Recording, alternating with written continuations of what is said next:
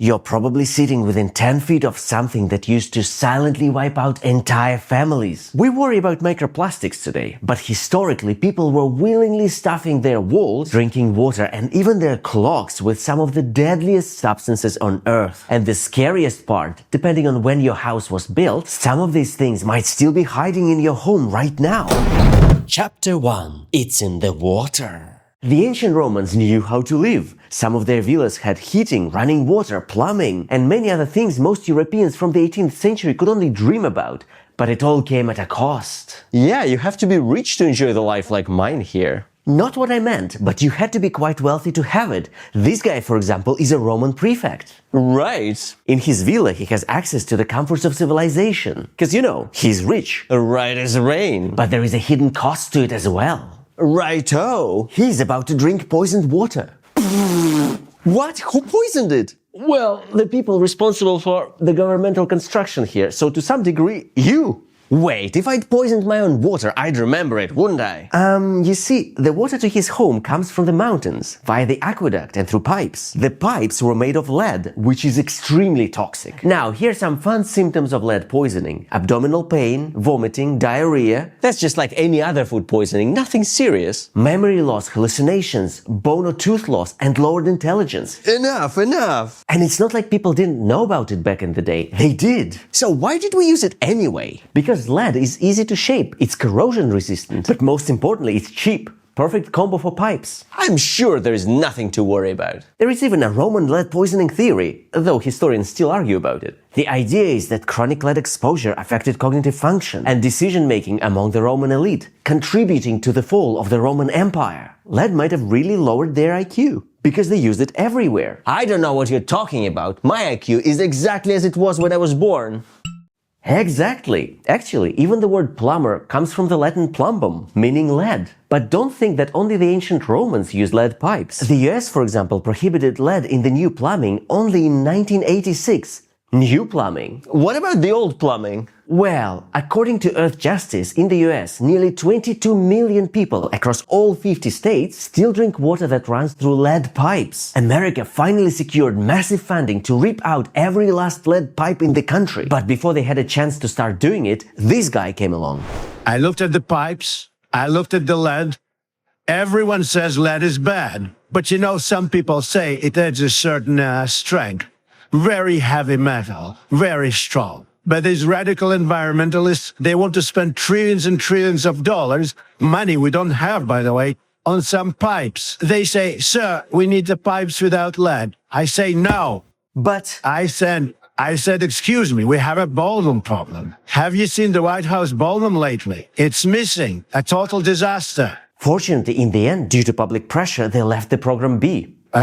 But what about other countries? Unfortunately, most of them have the same problem. Oh, and just for the fun of it, all over the world they'd also been adding lead to paint up until the 1970s and to food cans up until 1995, so that, you know, you could drink, eat and breathe it. Seriously, if you see old flaking paint, stay away from it.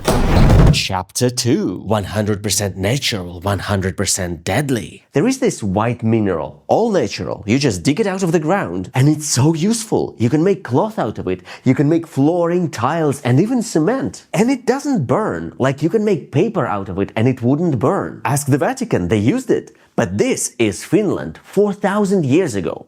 Oh, us Finns have been using this wonderful thing to insulate our log homes. Really? Don't worry, it's perfectly safe.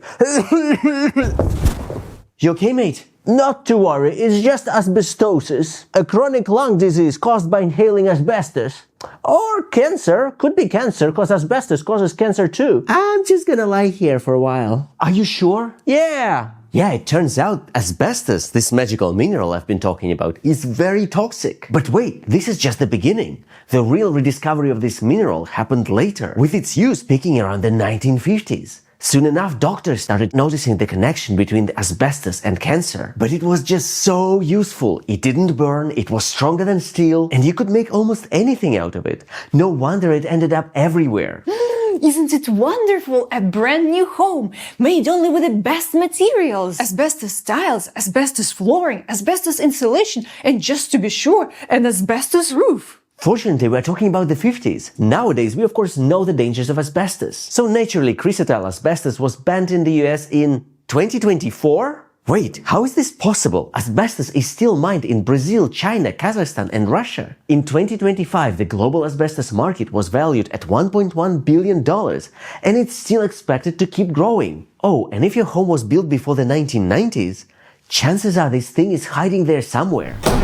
Chapter 3. A healthy dose of radiation. How do you see what time it is when it's dark outside and the lights are off? You use glowing dials. Courtesy of Marie Curie. Well, technically, I didn't invent this clock. I discovered radium. It's a radioactive element that glows in the dark. Marie Curie was the first woman to win a Nobel Prize, the first person to win a Nobel Prize twice, and the only person to win a Nobel Prize in two different scientific fields, chemistry and physics. Actually, her papers are still radioactive, and those who want to see them must wear hazmat suits. After Marie Curie's discovery, people went all crazy about radiation, thinking that it was actually healthy. They started producing radioactive creams, toothpaste and soaps, proudly advertised by Dr. Alfred Curie. Who is this Alfred Curie? Some random guy who happened to have the same last name as you, and since you became famous, he exploited it. But that wasn't all. There were Revigator pots that added radiation to drinking water. For health benefits, of course. And then there were clocks. For almost 50 years, various companies used radium to make radium dials. They glowed all right, and so did their owners. The shift away from radioactive elements only happened in the middle of the 1990s. So if you have a vintage watch or a clock that glows in the dark, you might want to check it with your Pip-Boy 3000. Or a Geiger counter if you don't have one of those. Chapter 4. Feeling hungry? What are you doing in my kitchen? Oh, I'm terribly sorry. I'm just time traveling here to show our wonderful viewers how people lived in the past. Oh, of course. What do you want to know? We are here to talk about fridges. Sure thing. That death machine is outside. Death machine? Our neighbor's family passed away because of their fridge leaking toxic gases. So now we keep ours in the backyard. Yeah, fridges were really dangerous. You see, even now they use coolants to, well, cool things down in the fridge. Usually it's gases. Most of the time they are toxic or flammable. Or toxic and flammable. In the 1920s, people got so scared of the fridges that some of them started keeping them outside. So naturally, one guy decided to fix the problem. This is Albert Einstein, and between him inventing the theory of relativity and doing some other amazing stuff, he decided to fix the fridges. And we did! Yeah, he and his mate created a new type of fridge at the worst possible moment. You see, in the 1930s, Einstein was living in Germany, and Germany just turned full crazy. So the project was scrapped. We couldn't get the money to finance the production. So unfortunately, another guy came to the rescue, Thomas Midgley Jr.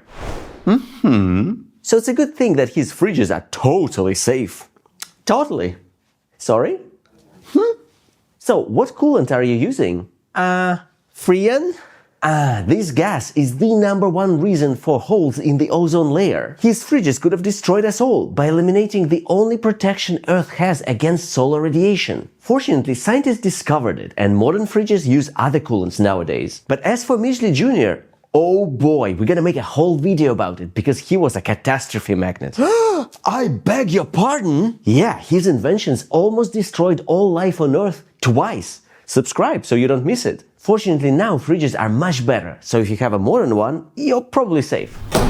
Chapter 5. The art to unalive for. Have you ever heard a story of how a family went to bed never to wake up again? No visible causes, no damage, nothing.